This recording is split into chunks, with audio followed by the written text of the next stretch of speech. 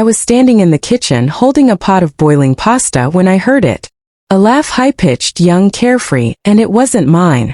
It was coming from the Bluetooth speaker my husband, Mark, had accidentally left connected to his phone. He must have been on a call and didn't realize I could hear every word. "Baby, I can't wait to see you tonight," he said, his voice soft, the way he used to talk to me years ago. My hand tightened around the pot's handle. I froze. "Should I wear that dress you like?" the girl asked. She couldn't have been more than 25, maybe younger. Mark chuckled. "Yeah, wear that. I'll take you somewhere nice. She'll never know." Me.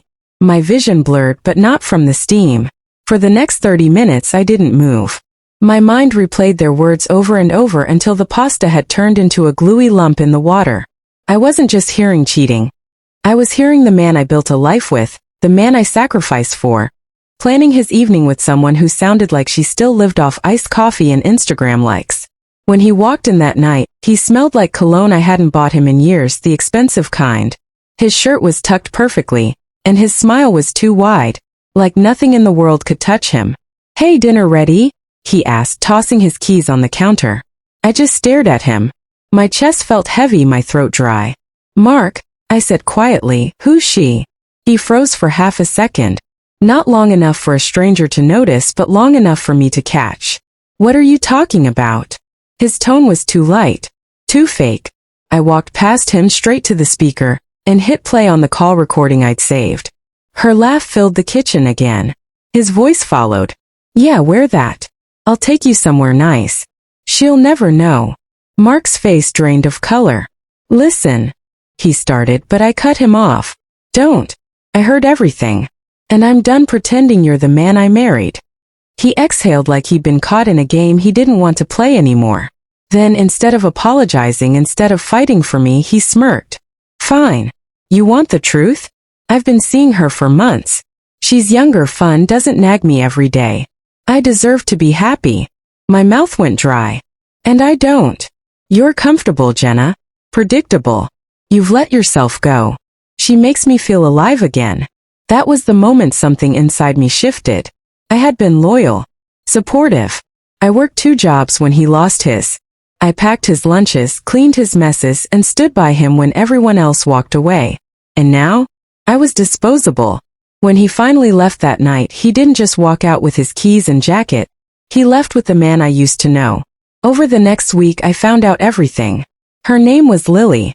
She was 24, worked part-time at a boutique, and had dreams of being a content creator. Mark was taking her to expensive restaurants, buying her jewelry, and even booking weekends at luxury hotels. He was spending money like he had a blank check, except the account he was draining was ours. When I confronted him about it, he shrugged. "You'll be fine. You've always been the responsible one." Responsible. That was code for boring in his eyes. That night, I cried until my eyes swelled shut, and when I woke up the next morning, I was done crying. Mark thought I'd fade quietly into the background while he played house with his little girlfriend. But what he didn't know was that every dollar he was wasting was a thread I could pull. And I was about to unravel his whole life. I didn't scream. I didn't beg. I started planning. The first thing I did was call our bank. Mark had moved most of our money into a joint vacation fund account, which was in his name, but he'd forgotten about the savings account we'd opened years ago, one that was still under both our names.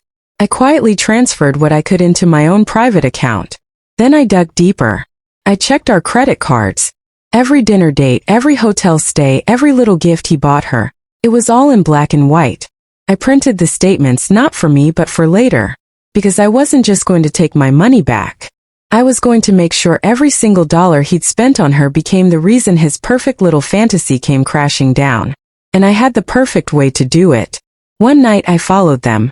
I watched them walk into a restaurant, the kind where a single glass of wine cost more than my weekly groceries. They looked like a picture-perfect couple. She hung on his arm like he was her ticket to the good life. I smiled.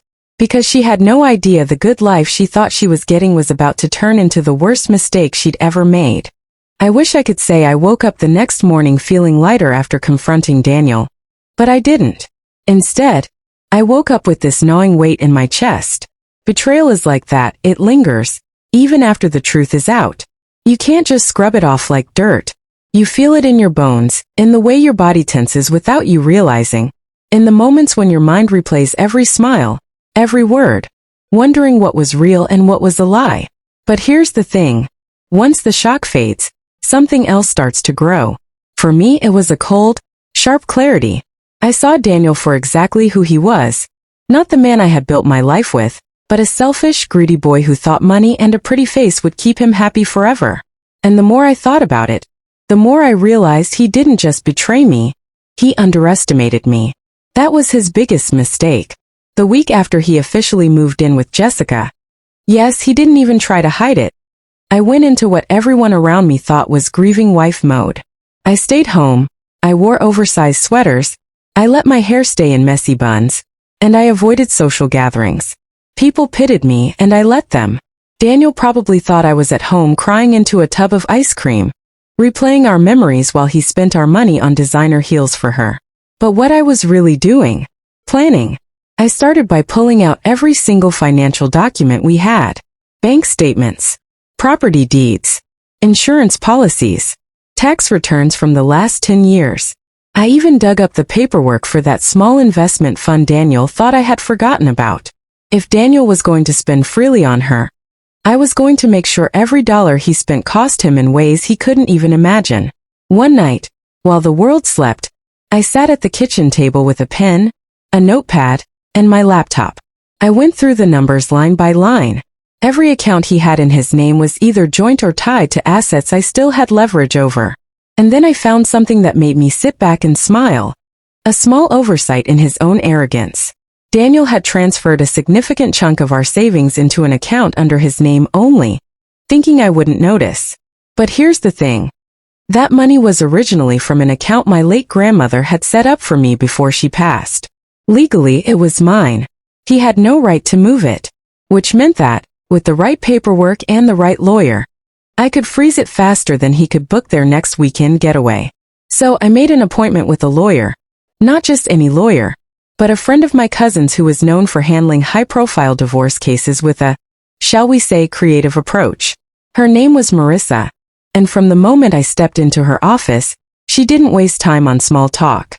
I read over your email, she said, flipping through the folder of documents I brought. If what you've told me is accurate, your husband's about to have a very expensive wake-up call. That was music to my ears. Over the next 2 weeks, Marissa helped me set the first traps. We froze the account tied to my grandmother's money. We began the process of separating my personal credit from our joint accounts, meaning every luxury purchase he made from here on out would pile onto his debt alone. We also started the paperwork to secure my claim on the lake house he loved so much. I didn't even like that property, but Daniel adored it. He had this image of retiring there one day, fishing in the mornings and drinking bourbon by the fire at night. The thought of him losing it? That was priceless. Meanwhile, I kept up appearances. If Daniel saw me in town, I smiled politely, asked how he was and walked away. No drama. No public scenes. He probably thought I was still too heartbroken to fight back. Oh, Daniel. One Thursday afternoon, I happened to run into Jessica at the coffee shop. She was dressed in a beige silk blouse, designer sunglasses perched on her head, sipping some complicated drink that probably cost more than lunch for two. When she saw me, she smirked, actually smirked, and said, "I hope there are no hard feelings." It took everything in me not to laugh right in her face. I leaned in just enough for her to hear me over the background noise. "Sweetheart, you have no idea what's coming." She blinked, clearly confused, but I didn't give her the satisfaction of explaining. I grabbed my coffee and left, letting her sit there wondering. The next phase of my plan required patience. Marissa advised me to let Daniel dig himself deeper before we made our next move. So I watched from the sidelines as he posted photos of their dinners at expensive restaurants, weekend trips, and just because, gifts, all paid for by accounts he didn't realize were already under legal scrutiny. Every time I saw one of those posts, I'd forward it to Marissa.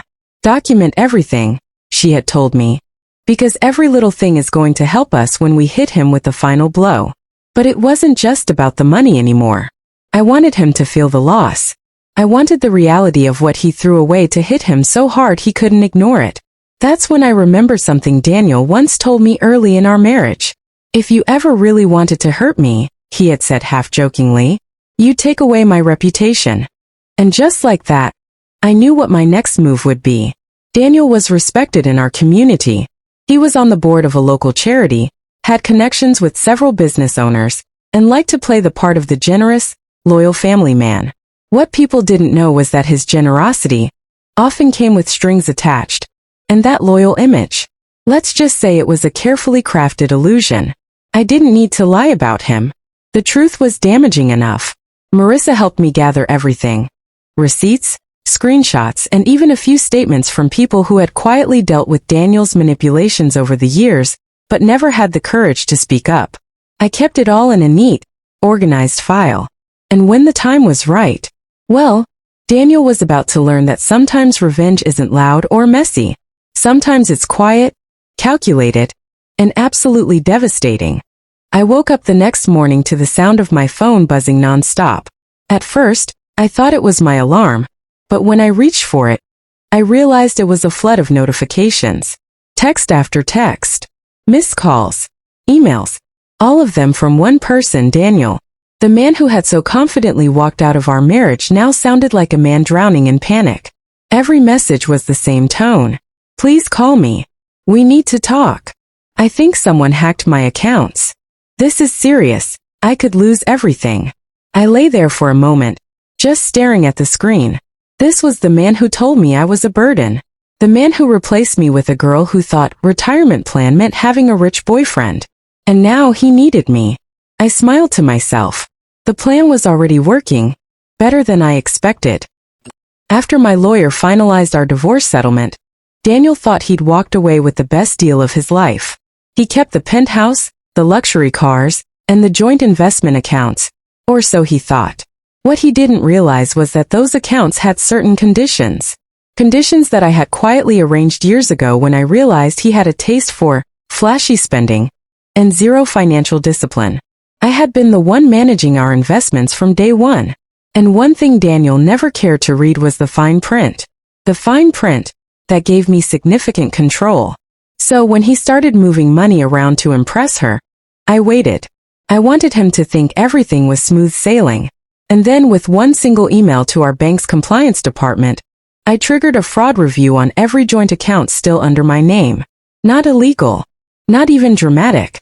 Just slow enough to make his financial life a nightmare. By the time I poured my coffee that morning, Daniel had called again. This time, 3 times in a row. I finally answered on the 4th call, my voice calm, almost bored. Daniel. Thank God. You picked up. His voice was frantic. Something's going on. My accounts are frozen. I can't move anything. My cards are getting declined. I interrupted. Sounds like you should talk to your bank. I did. He snapped. They said there's a compliance hold. Some kind of review? Did you? He stopped himself mid-sentence. I didn't answer. I didn't have to. The silence said it all. His breathing got heavier. You don't understand. I have payments due. The lease on the Porsche. I let out a little laugh. The Porsche? Oh, Daniel, I understand perfectly. I've been keeping tabs. Not in a creepy way. Just enough to know how fast his fantasy was unraveling.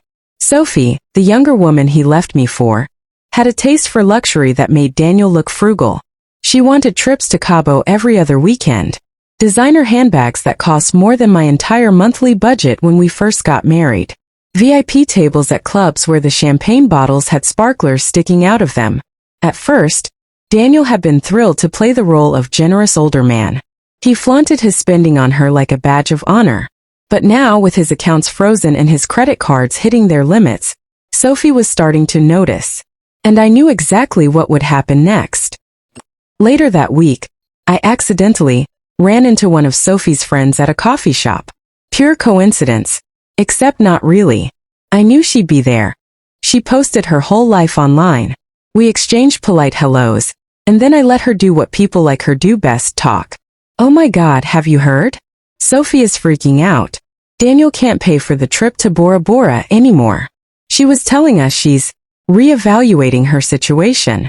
I sipped my coffee, feigning surprise. Wow, that must be hard for her. Her friend rolled her eyes. She's not gonna stick around if he's broke. She already started texting some guy she met at a yacht party last month. I almost laughed into my latte. This was better than I'd imagined. Daniel's desperation hits new levels. The next call from him wasn't angry. It was pleading. Look, I know things ended badly, he started. But we were together for 10 years. You know I can't survive like this. If you could just... No, Daniel. I cut him off, my tone flat. You made your choices. But Sophie, he blurted, then caught himself. Ah, there it was. It wasn't really about him. It was about keeping her. I decided to twist the knife just a little. Daniel, when you left, you said you were upgrading. I hope your upgrade was worth it. I hung up before he could reply. 2 weeks later, I heard through mutual friends that Sophie had officially dumped him. She'd found a better opportunity. Her words, not mine. Daniel was now living in a small condo he rented after selling the penthouse to cover debts. The Porsche? Repossessed. The watch collection? Sold. He tried calling me again, but I stopped answering. Not because I was avoiding him, but because there was nothing left to say. One sunny Saturday morning, I stood in my new apartment. Smaller than our old place, but mine. Every piece of furniture was chosen by me. Every photo on the wall was of people who loved me for more than my bank account. I brewed a cup of coffee, opened my laptop and checked my bank accounts. Steady, secure, completely untouched by Daniel's mess. And for the first time in years I felt free. Daniel had gotten exactly what he chased, a fleeting fantasy. And I had exactly what I wanted. Peace, control, and the quiet satisfaction of knowing he'd never recover the life he threw away. He left me for a younger woman. But in the end, I left him with nothing. If you enjoyed this story, don't forget to subscribe, like, and share, so you never miss the next one.